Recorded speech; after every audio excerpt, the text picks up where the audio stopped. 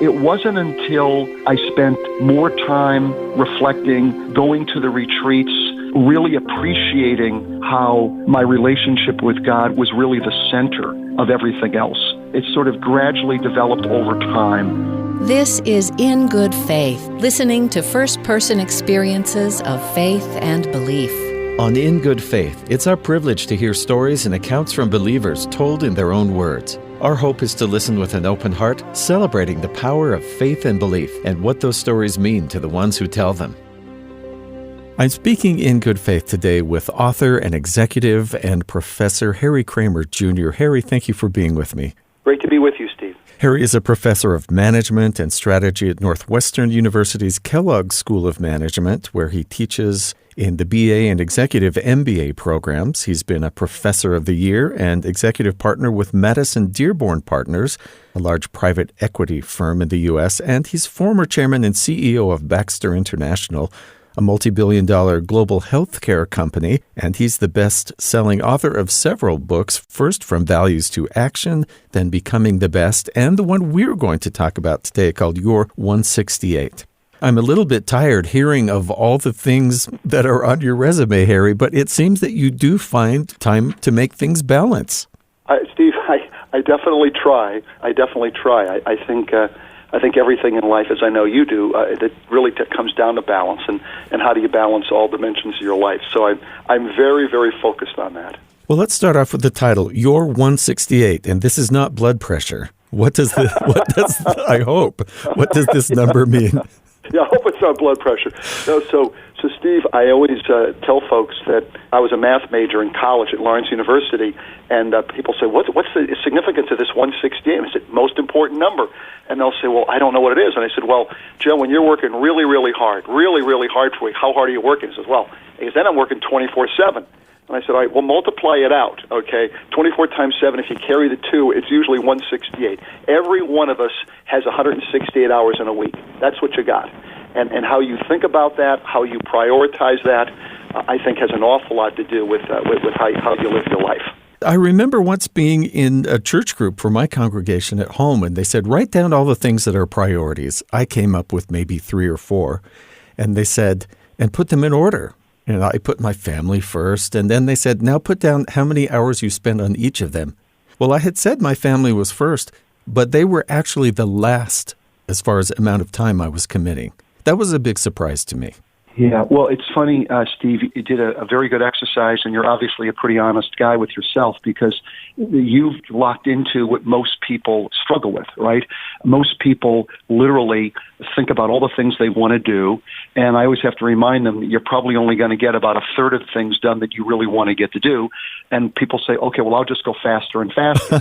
And what I realize, Steve, is they immediately confuse activity and productivity. In fact, the thing I always ask people to think about or to reflect or pray on is, have you confused activity and productivity? You're very active, but how productive are you? Are you moving so fast you have no idea how productive you are? And that's where I think the importance of self-reflection and prayer come in, to actually slow down, turn off the noise, get off by yourself, and ask yourself, I think, some of those very, very basic questions. What are my values? What's my purpose? What really matters in my life? You tell a story in the book, if you don't mind retelling it. It's where a guy who really loved golf came to you and said he wasn't feeling good about his marriage and his kids. And Harry, you've got 5 kids and you're doing well. Give me some advice. Will you tell this story? Sure. So this fellow came to me and said, Harry, I've got issues with my marriage and my children. Could I talk to you? And I said, well, geez, I don't have a lot of answers. No, Harry, but you have opinions. I'd really like to just chat with you. I've got all these issues. And I said, hey, I know I'll do anything for you. We're called to help one another, love one another. I said, I'll tell you what, hey, tomorrow's Saturday. Why don't you stop by the house and we could talk about it, sit in the backyard. And he said, well, I can't do it Saturday. I'm playing golf on Saturday. And I said, okay, well, hey, Sunday after church, do you want to swing by? Well, I can't do it on Sunday. I'm playing golf on Sunday. And of course, I thought to myself, wait a minute, the old math guy, I think it takes 5 hours to play golf. Twice, that's 10 hours. Now, if the guy felt playing golf was more important than his marriage or his children, I'm not going to challenge that. But the guy seemed really surprised. And part of the reason I think it's helpful to take the time to be self-reflective is that it minimizes a surprise. It turns out, Steve, there's an awful lot of people running around that are surprised, and I'm sort of surprised they're surprised. Well, you use this idea of self-reflection. You really go in depth into this in the beginning of the book. Self-reflection, you say, to identify, reflect on what you stand for. So that's what you mean by living a values-based life. Right. Literally taking the time to slow down, Steve, and pray a little bit about and think about, okay, well, what do I know to be facts? Okay, I'm here for a blink of an eye. Okay, I mean, Julie and I celebrated our 40th wedding anniversary a couple of weeks ago, and I'm thinking, wait a minute, how can I celebrate my 40th wedding anniversary if I'm only 39 years old? And then I thought, no, I'm 65 years old. How did that happen? All right, and when you realize how short life is, and you really think to yourself, hey, am I really preparing best as I can for eternity? How many of the things that I'm wound up about, Steve, really don't matter? And I find it fascinating, Steve, how people can get caught up in things that if they actually thought about what they were doing, like the example that you just mentioned about the golf, you kind of question, would you do it?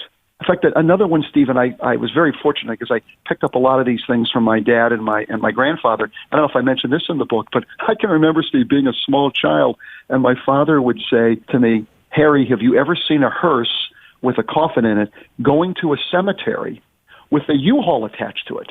And I would say, Dad, what are you thinking? He goes, well, Harry, an awful lot of people, they're collecting all of this material stuff. They must either believe it's going with them when they die, or they must think they're going to live forever. Because if you don't believe either of those, what are you doing with all of this stuff? And he was always good, Steve, because he always kept it in a balance. He'd say, hey, if you work hard and you want to treat yourself and get something for yourself, fine. But he said, the key, Harry, is never be possessed by your possessions. And Steve, it's very easy to get caught up in all this stuff. And people are collecting, and all of a sudden, they're like 80 years old, and they're spending all their time trying to figure out how to downsize and get rid of all of this stuff. It's like, well, maybe you could have thought about that 10 or 20 years ago. But, people are surprised. You talk in the book about how you and your wife really intentionally tried at a certain point not to change your lifestyle, that your home was fine, and that the car that was 6 years old was fine. Is that something that worked because you were both on the same page? Absolutely. Great point, Steve. We talked about this even when we were dating, because I tell each of my 5 children, none of whom are married yet, I said, you know what? What's more important than finding somebody that you're going to commit the rest of your life to? You really, really better make sure that the values are aligned. Again, I'm not going to make a judgment. If somebody feels that making a lot of money is important or having a lot of possessions are important, well, you better make sure that the person that you're going to spend your life with feels sort of the same way. If you're a spiritual person and your faith is real important to you, spending the rest of your life with somebody who doesn't believe or view that, that's probably not a really good formula for success. So we spent a lot of time thinking, okay, you know what? We'll do fine, but we're just not going to get caught up in this. And literally just making sure that that's the same way we would teach our children. Because as you well know, Steve, a lot of people, when they're working more than they wish they did, they sort of justify it as to, oh, well, we're doing this for the children. Well, I'm pretty convinced that spoiling children and giving a lot more than they really need not only doesn't help them, I actually think it hurts them. The whole book, of course, would be worth discussing. We could take each chapter and do at least a half-an-hour podcast or radio show on these, but I do want to focus on the aspect of faith. But what you just said really leads into this, because I was fascinated to read what your future father-in-law did to introduce you to, I think, balance and self-reflection. Absolutely. When I was a senior at Lawrence University, a small liberal art college in Wisconsin, great grade school, among other things, Steve, I met a young woman when I was in my senior year. Actually, she was a freshman. In fact, it was her first day of school. I met her. She had to check a book out at the library, and I had the best job on campus, Steve. I ran the checkout desk, so you couldn't take a book out if I didn't know who you were. It was a great job. So I meet this young lady. I start dating her, and we started going to church together every Sunday. Just a phenomenal young woman. But I was graduating early, so she's just a freshman. So I tell my 5 children, they can't do this now, Steve. They can't do this now. But 40 years ago, I rationalized that I could hitchhike from Evanston, Illinois, where Northwestern is, up to Lawrence University every couple of weeks. And so I would do that. I would hitchhike up, and I'd visit her every couple of weekends. And that went well until her father called me and said, we need to spend time together. I said, well, super, Mr. Jansen, why don't you come on down to Chicago? No, you come up to Minnesota. And I don't know if you've been to Minnesota, Steve, but, first mistake I made, it was the first weekend in December, 20 below zero, the whole bit. And I'm thinking, okay, are we going to go to a Minnesota Viking game? He goes, no. You need to spend a little bit of time thinking about your values, your purpose, how you're treating my daughter. I didn't say anything, Steve. I was pretty quiet. And he said, we're going to go on a retreat. And I said, well, what's a retreat? And he goes, well, you'll spend a little bit of time in silence thinking about this. He said, but there's one thing I better tell you before we start. He said, it's a silent retreat. And, of course, I said, what does that mean? And he goes, well, you're not going to be talking for 3 days. And that's when I asked myself the obvious question, Steve, how much do I like this guy's daughter? And so I did this, and it was run by the Jesuits, pretty intense group of guys, Steve, and they would give you things to think about. They'd say, you're flying home, the plane crashes, that's it. What would you have liked to have said to your spouse or your children? And if you do that as an exercise for 10 minutes, you think about it. But if you've got 3 days, Steve, and no talking, no interruptions, you just have the Bible, the bell rings every 3 hours, and they'll give you a little talk, it really does help put things into perspective. And at the very end of it, Steve, at the very end of the 3 days, they said, this shouldn't be a one-time occurrence. You should spend 15 minutes at the end of every day doing a personal self-examination. So I thought, okay, I'll do that for a couple of weeks. I've done that, Steve, every day for 15 minutes for the last 40 years. And the crazy end of the story is I married his daughter, and for I think it's the last 40 years, wherever I am in the world, and usually when we're not going through this COVID thing, I'm out of the country at least once a month. But for the last 40 years, Steve, the first weekend in December, I fly to Minneapolis and I go on this 3-day silent retreat with my father-in-law. It's actually sort of like the 3 most important days of the year for me, because I think about it. Maybe you do this in your line of work. Most of us have a strategic plan for our organization, and then we have an operating, ongoing, how are we doing? And I thought, well, why wouldn't you do the same thing as a person? So once a year, I will spend 3 days thinking about, what can I do to be a better father, a better spouse, a better Christian, a better leader, a better teacher. And then I do my little 15-minute check-in, which truly just I'll tell you, Steve, it puts everything into perspective. It really does. So in this 15 minutes, do you have are there particular things you think about, or a list you go down, or are you just being open or in prayer? How does that work? I have a list. Yeah. So Steve, I have a list. It's in the book, but it goes roughly like this. What did I say I was going to do today? What did I actually do? What am I proud of? What am I not proud of? How did I lead people? How did I follow people? If I live life over again, what would I have done differently? And then the last one is, if I have tomorrow, being fully well aware that sooner or later I won't, but if I do have tomorrow, and I'm a learning person, based on what I learned today, how will I operate differently tomorrow on every dimension of my life? Sometimes it's 15 minutes, but it's the end of the day, so sometimes it's a half an hour.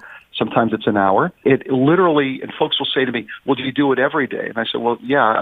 To me, it's a little bit like if you and I were at a party, Steve, even at midnight, most of us will probably brush our teeth before we go to bed because that's a habit we've gotten into. And then folks will say, well, do you have to write it down? And I always say, I don't think you have to write it down, but I do, because if I don't write it down, am I self-reflecting? Am I just daydreaming? Okay, so it just makes it a lot more concrete for me. I'm just guessing that besides giving you some peace of mind and knowing clearly where you want to be headed, I think this probably also improves even your physical health. You know what, Steve? You're absolutely right. It's actually fascinating.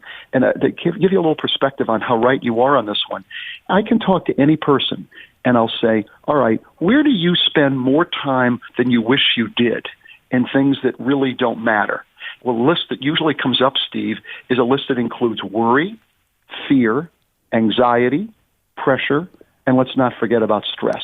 Yeah. And then they'll ask people, well, what do you know about worry, fear, anxiety, pressure, and stress? And we'll say, well, it's a waste of time. It's unproductive. To your point, it's not healthy. But, Steve, here's the key. If you wait until you're in the middle of the problem, it's too late, right? If you're upset about something, I say, hey, Steve, don't worry about it. Well, you're already worried. And where the real self-reflection and prayer come in really helpful, Steve, is I decided a long time ago things are not always going to go well, right? Sometimes things are not going to go well. And why don't I ask myself, this may sound really simplistic, Steve, but when things are really going well, live in the moment, say a prayer, have gratitude. But when things are really going well, I find that's a great time to enjoy it. But then before the party ends, to say, okay, what am I going to do when? Not if. What am I going to do when there's a major issue? Okay? Yeah. A health issue, a loss of job issue. And what I ended up deciding, Steve, is that no matter what happens, I mean, I'm talking to you today, you and I don't know for sure what's going to happen tomorrow, but no matter what happens, I will try to do two things. Number one, I'll try to do the right thing, okay? What does my faith teach me? What do good principles teach me? The people who are my values-based people, what do they teach me? I'll try to do the right thing in an uncertain world. And number two, I'll do the best I can do. I will repeat that over and over again. I'll try to do the right thing. I'll do the best I can do. And if you can convince yourself of those two things, then I would argue worry, fear, anxiety, pressure, and stress can be significantly reduced. You can't eliminate them, right? Welcome to the human experience. Yes. And, you have to put it in perspective. But it has an amazing ability because it literally just puts things into perspective. You start off this chapter about faith and spirituality. You call it strength at the core. Now, in I'm guessing a lot of business situations, religion, politics, these are sort of taboo subjects because we might disagree about them or have strong feelings about them. But you phrase it, if I can quote you here, by being open about my faith and spirituality, I can make it safe and welcoming for others to express and explore their own. You just say that if you share this as your own experience, as a helpful example, that it opens everyone to thinking about this aspect of their lives. Absolutely, Steve. Absolutely. What's fascinating to me, of course, I get fascinated by a lot of things, but what I find interesting is there's a lot of people, and I'm sure you know them, Steve, that are really good spiritual, religious people, but there's this view of, this church-state separation. I've got to be careful. I can't say, I'll keep that for Sunday. And I think to myself, but wait a minute, if that's who you are, and that's a major, major part of who you are, I don't know how you can possibly separate it. So I don't separate it, but I make it very, very clear, okay, this is my perspective. This is sort of the way I look at things. How do you look at things? And I'll be very, very respectful of other people. But what I find very interesting is when students will say to me, Harry, in reading your books, it sounds like, this comes up a lot, Steve, they'll say, boy, it sounds like you have a deep spiritual, religious perspective. Do you think that's absolutely necessary to have in order to be an effective leader?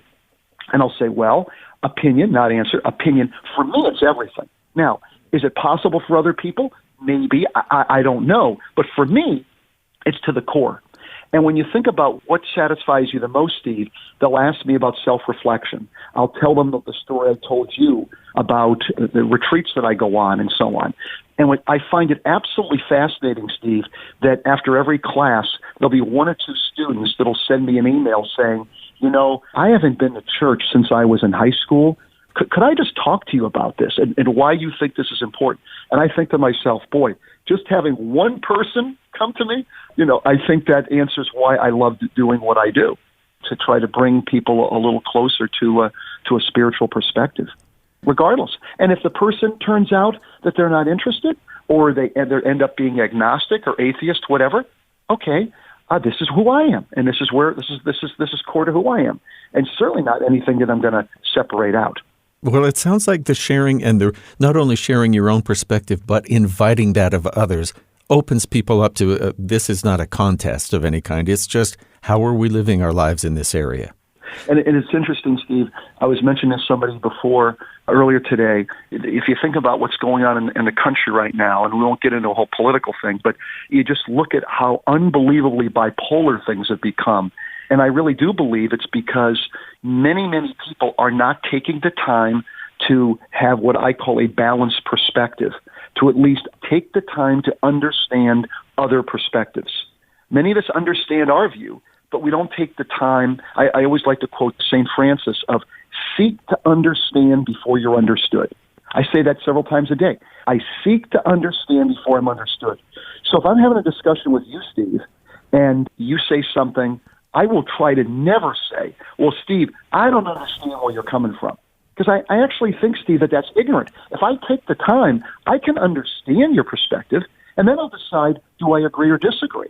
And I'll actually do that, Steve, for sort of three reasons. One, I think it's the right thing to do from a value standpoint to be respectful of you, number one. Number two, if you think we should go north on an issue and I think we ought to go south, I really, truly want to understand why you think it's north. Because if that makes more sense than my view on south, I'm literally going to say, hey, Steve, you know what? Forget what I mentioned. I think that makes more sense. We'll go north. And third, if I listen to you carefully, I seek to understand, and now I'm even more convinced that south makes more sense. The fact that I took the time to listen to you, maybe you'll listen to me, and maybe I can change your view on something. Again, it all sounds like common sense, and I always tell the students, I quote that Mark Twain line of, Harry, everything is common sense. The problem is that common sense is not common. You point out 4 foundational principles in the beginning. Self-reflection, we talked about. Balance, true self-confidence, accepting yourself, your strengths and your weaknesses, and what you just talked about, genuine humility, that you're not forgetting who you are, but you appreciate the unique value of other people as well. I like every that. Single person. Every single person. And it's interesting, Steve, because I'll often say, and when I mean every single person, well, by the way, people say, well, what do you mean genuine? You either have humility or not. And I said, well, there's a lot of people who can act humble who don't have humility at all. And you know exactly what I'm saying. And what I find very, very interesting is when I think about genuine humility, do you value every single person you come in touch with? And what I'll often do with students or even executives, I'll say, there'll be 100 folks in a room, Steve, and I'll say, all right, show of hands, how many of you really want to be a leader? And people raise their hand. And I'll say, oh, how many of you really believe you relate well to everybody in the organization? And raise your hand. I said, okay, now don't raise your hand this time. I don't want to embarrass anybody, but how many of you know the names of the receptionist when you walk in the building? How many of you know the folks in the cafeteria and the checkout person at the cafeteria, and how many children they have, and where their kids are going to school, or what their favorite sports team was? Do you treat every single person the way you want to be treated? And I think the reason I always say genuine is faking this. You really look crazy. Some people say, well, everybody's important, and then you watch what they do, and you realize, oh, no, they're not doing that at all. And so either believe it or don't even bother. That's why I never say the word humility without genuine. I wonder if I could speak personally about you growing up, because you do mention that even at a very young age, you were sort of impressed by the feeling, if not understanding the Latin in the Mass, the feeling of going to church. And then you talk about later as an altar boy, listening to, and this almost sounds like a launching pad for what you do, listening at funerals and starting to think, what would people say about me? You were thinking about that at that age, it sounds like. Is that true? Yeah, no, it was, Steve. There's something about, being in a church with people that have similar beliefs, that are all quiet, that are in that peacefulness, and they're listening to, the priest or the minister talk, and there's such a quiet, contemplative way of thinking. And it's like, okay, well, I'm looking at the little card and it says that this person was 80 years old and here's how they lived their life. And you'd listen to somebody talk about the eulogy, and I literally was thinking, what would they say about me? What would people say about me? And it became clear to me, the more I would go on the retreats and so on, that thinking about, well, okay, is it really about success or is it about significance? Is it how great your resume looks? Or, what people are going to say in terms of your eulogy or your legacy. And I thought, boy, that just makes a lot of sense. And the older I get, the more clear this becomes of literally putting things in a perspective. I can remember, I don't know if I mentioned this in the book, but I can remember when I first started working, and I was talking to my grandfather, and I was complaining about, oh, geez, Grandpa, you're not going to believe what they're doing in the company. And he literally said to me, Harry, that's why they call it work. In fact, Harry, tomorrow when you come to the office, if there are no issues and there's no problems, you may not have a job. So, just put all this in perspective. And I thought, yeah, no, That makes a lot of sense. And even when I was the CEO of Baxter, Steve, it was kind of fun. People would say, boy, you got this $12 billion company of 55,000 team members. You're in 103 countries. Harry, what keeps you awake at night? And I'd say, boy, by the time I go to sleep, nothing keeps me awake. I try not to have a whole lot of time, as I said earlier, for worry, fear, anxiety, pressure, and stress. You try to do the right thing. You do the best you can, and you surround yourself with people that have really, really good values that'll help you figure that out. All of this is either really, really complicated, or it's actually pretty simple. It's pretty simple, and literally, we're here. As you know, we're here for a blink of an eye. And then, how do you want to leave the world? You mentioned just now surrounding yourself with people with good values. And you talk about not just being self-reflective, but finding those people in your life. And you say, so where will I find them? That could be in your congregation, people you meet at work. It could be, like you say, people that you talk to anywhere. You mentioned spending about 15 minutes with anyone, and you can find out how self-reflective they are.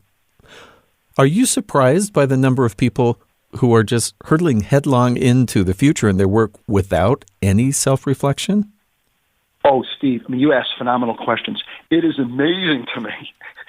I don't want to say I'm surprised. It's amazing to me the number of people, even very, very bright people, that are not self-reflective. And I think what it comes down to is they're racing and they're running, and they're not taking the time to just figure out what are they doing and why are they doing it.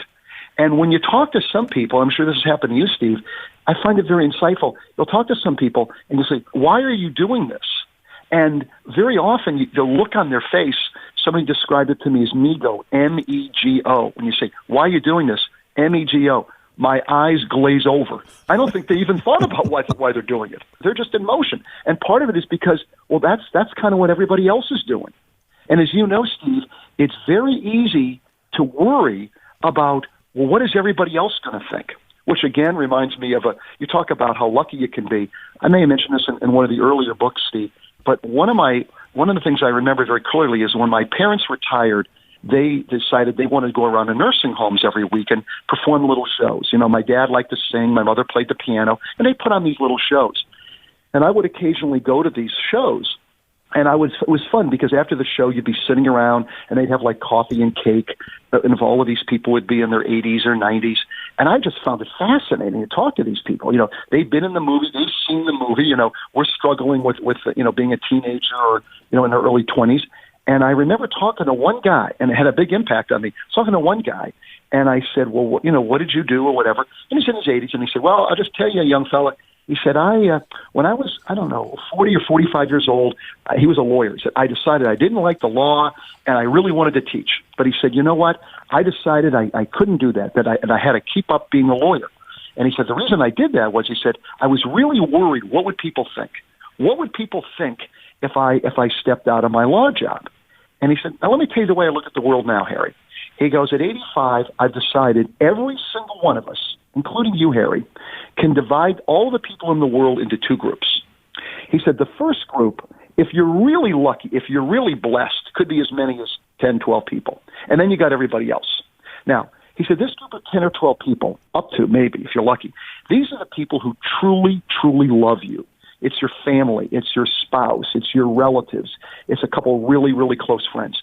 Now, he said, when you tell these people that you've been promoted or done another job, their first thing they're saying is, well, Harry, are you taking care of yourself? Are you taking care of your health? Are you having fun? Are you enjoying your life? He said, Harry, these people you don't have to impress at all because they just want you to be happy. He said, now you got everybody else. Now, everybody else, they're not bad people, but most of these people are kind of focused on themselves. They don't have a whole lot of time to worry about you. So he said, when I'm sitting in this nursing home at 85 years old and wondering, what do they think? Who are these people? Who are these people? As opposed to, what am I called to do? What do I really think based on my values makes sense? What kind of difference can I make? And I always think to myself, the number of people, Steve, that are worried about what other people think is actually remarkable. You talked about wisdom from this 85-year-old. That's something that you mentioned in the book is Andrew Carnegie saying, as I grow older, I pay less attention to what men say. I just watch what they do. Because you have been in business for decades, and teaching for a long time. Is this something that has changed over the last 3 decades? The students that you get now, compared to when you were a student, do you see life balance issues having changed over that time, or is this just a human constant? Super question, Steve, and I have to be a little self-reflective here to think about this. Something has changed, and I think things are always changing, Steve. And then when I think about balance, some things change for the better, I think, as an opinion, and some things change for maybe the worse. And again, I'm generalizing. But I think in my generation, or maybe even my parents' generation, there was this view of, well, I got to get through college, and I got to get a house, and I got to get a car, and I got to get set. And yeah, I'd like to be a good person, and I'd like to make a difference, but I've got to kind of get myself settled first. And this incredible work ethic to really do this. And I do think, to a certain degree, things weren't in as good of a balance often, and people maybe worked more than they really should. And I don't know if they took care of their health. I'm just generalizing. But now, I think the younger generations, on the good side, realize, well, wait a minute. I have a duty and a responsibility to make a difference right away. I'm not so sure I need a house. I'm not even sure I need a car. I can just take an Uber or a Lyft. And as I'm sure you've read, Steve, there's a lot more about, rather than accumulating things or needing things, there's more at the experiences. And so on that hand, I think that's helpful. What is, in my mind, not helpful, or I think is a problem, and I got to be careful because maybe it's an age thing, is this whole social media where people are glued to their iPhone, their device. You talked about worrying what people think, and here's instant feedback on what everybody thinks. Yeah, and to the point, Steve, where, and this is the thing that worries me the most, I'm a fanatic about balance, seek to understand before you understood the things we talked about. And what really worries me is the way this has evolved now is I can now, on social media, just basically listen to exactly what I believe. You hear about this echo chamber. If all I'm listening to is just what I want to hear, my ability to understand other perspectives is significantly reduced. And one of the reasons why I'm very concerned about where the country's headed right now is that no matter what the topic, and Steve, another time, you and I can talk about any topic. Most topics, you got to find some kind of middle ground, okay? But if everything is in an extreme, and the majority of people don't even take the time to understand why somebody else believes something differently, you've got a major, major problem. And I think this is true in the media. It's true on this 24-hour news and so on, yes, where literally, if you happen to be left-wing whatever, you've got your sources, the right-wing got your sources. Well, wait a minute. Where's the middle ground to figure out how we come together as one people, one country, one world? And I worry a lot more about that because I'm real sensitive to where we're headed if we don't get to the point where we get more balance going here. I wonder if I could focus just a little bit on personal experience because I think of your self-reflective time. I'm wondering 2 things. One, was God always a given in your life? And the second thing is, what is prayer to you? Well, you ask amazing questions. I would say the first part, I guess God was a given because I grew up in a family that was very religious, from my grandparents, my parents. But I would say it was sort of a given, but it was almost sort of third person like. I sort of accepted it, but it wasn't until I spent more time reflecting, going to the retreats, really appreciating how my relationship with God was really the center of everything else. And I would say it sort of gradually developed over time. I mentioned that story early on of when I think I viewed it as more of an obligation when I realized that when I would go to church, people would say, well, we need more priests. I think I may have mentioned it yes. in this book. I can't remember where. Yes. Where, I basically went to my uncle who was a priest, and I said, well, Father Francis, I said, I just want to let you know I think I'm going to become a priest. And he was so excited. Oh, Harry, this is great. You've got a calling. I remember saying, I think it was like 13. I said, I am pretty convinced I don't have a calling. but I said, somebody's got to do this. And quite frankly, if any of my friends do this, it's going to be a real problem. I'm telling you right now. And he was very good about saying, hey, that's very nice of you to say, but, if you have a calling, great. But what I'm asking you to do is whatever facet your life, whatever you do, whether you're in business or teaching or whatever, you're going to be able to reach people that I ordinarily can't reach, because most of the people I reach are the people that are coming to church, which obviously they need reinforcement. But I've always wondered what it would be like to reach the people. So I think about that every day. And as a result of going on the retreats, as a result of really being prayerful about it, that's just sort of reinforced. And when you mention prayer, I just think of prayer as a growing relationship with God. Sometimes I'm actually saying a specific prayer, an Our Father, but other times I'm just trying to have a dialogue. I will sit in my lazy boy chair at night when I'm doing my self-reflection and thinking, hey, am I doing what he's asked me to do? Am I not? And if I'm not, why not? What could I do to be better and prepare myself better for eternal life? If there's things that I should either start doing more of or doing less of or eliminate or add. And in my mind, I find that dialogue to be helpful.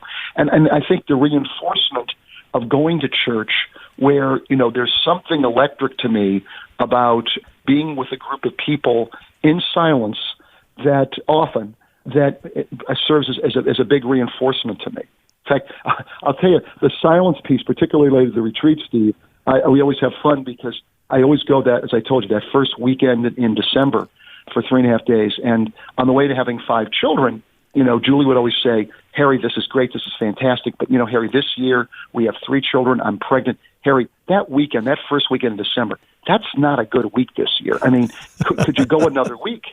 And I told her, I said, honey, let me tell you something. I don't golf. There's a lot of things I don't do. That's the week I go. Well, but Harry, they do it like 40 weekends a year. I mean, do you have to go that week?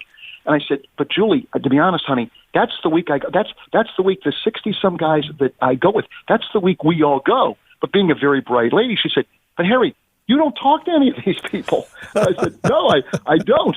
But they're there. And I got to tell you, Steve, there's something kind of powerful because at the Jesuit Retreat House up in Lake Elmo, Minnesota, where I go, they've got, sometimes they'll have like a little saying or something from the Bible. And I always find it interesting. It doesn't matter, Steve, how cold it is. It can be 10 below. People are walking around in the snow, and there'll always be 1 or 2 guys standing by the one sign that's a quote from Matthew, I think, which says, what good does it a man to gain the whole world and suffer the loss of his soul? And as people are walking by, they'll pat one another in the back because you don't know what happened. You don't know whether the guy lost his job, a child died, his spouse, left him. But you just give a pat in the back, and it's sort of like this reinforcement of, hey, we're all in this together, and we're all trying to do the best we can for the limited amount of time that we're here. And the Jesuit who ran this for like literally 51 years and just recently died a couple of weeks ago, Father Ed Stokel, he would open up every retreat by saying, you have to be silent because it's in the silence is when you develop a closer relationship with God in prayer as opposed to talking. And it's fascinating, Steve, because even during the lunch and dinners, you go in, you've got these 8 seats around each table. Nobody says a word. And it's amazing. You can pass the bread or pass the buck, but no one says a word. And there's something about that silence that I find to be remarkably helpful. It sounds like a beautiful experience. And when I was first reading this, I thought, that sounds wonderful. And then I had this other feeling, and I was trying to decide what that feeling was. And I think it might have been panic at the idea of not having any sensory input from a screen or communicating with other people for that long. But I love what you say about how every few hours the bell would ring and they'd give you something new to think about. And so you are still getting something from this after all these years, even though it's the same place and the same type of thing. Exactly. Oh, absolutely. Yeah. No, and I take a lot of notes on what I'm reading in the Bible passages, or when they give you something to think about, I'll literally write down my thoughts on what they ask us to think about. So, yeah, it's a very, very reinforcing, I would say. Maybe one final question, and I so much appreciate your time to do this, but I think this is also part of what you consider your mission, is sharing what you've learned. that seems to be Absolutely. something you want to do to give back. How do you perceive answers from God or direction? Is it what comes into your mind, or is it the events that happen? How do you get answers?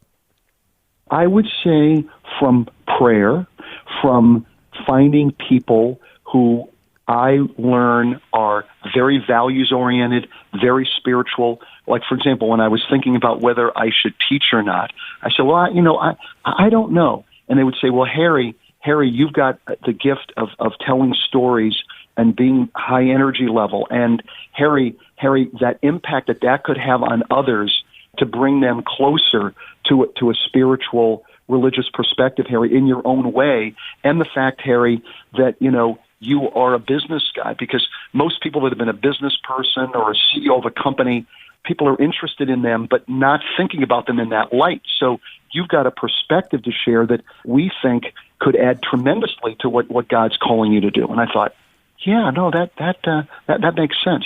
And so when people will call me or send me a note, hey, I'd really love to talk to you about your spiritual experiences, or why you do the things you do, or why is it, Harry, that you don't, worry a lot about materialism, or whatever it is, I just get this incredible reinforcement that, boy, this seems to be what God's asking me to do. I think that's wonderful that you have other people involved, that you find people you trust, and you listen to them. Oh, that's really incredibly important, Steve, because when I talk about the importance of self-reflection and thinking about what are your values, your purpose, what matters, if you and I were having a longer discussion, I always say that's the first half.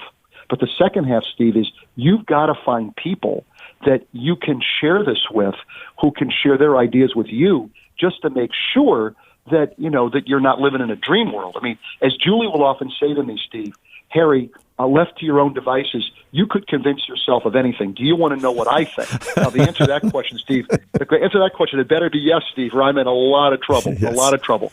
And so finding people that you can share this with that'll just say to you, oh, Harry, I know you're well-intentioned, but why did you say that to Joe? What were you thinking when you said you've got to have people that kind of will help you hold yourself accountable? Because we can all fool ourselves. We can all live in a world different than what the real world is.